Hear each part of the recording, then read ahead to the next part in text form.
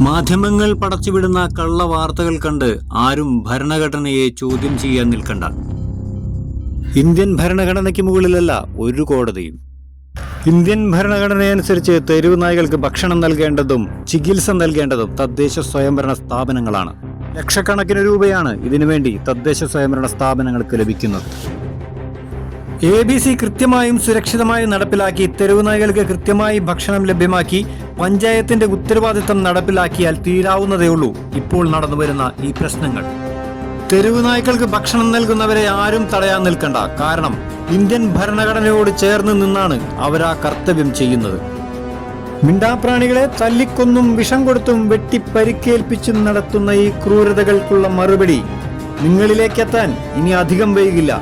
കാരണം ഇവരുടെ ശബ്ദമായി ഞങ്ങൾ നിങ്ങൾക്ക് പുറകെയുണ്ട്.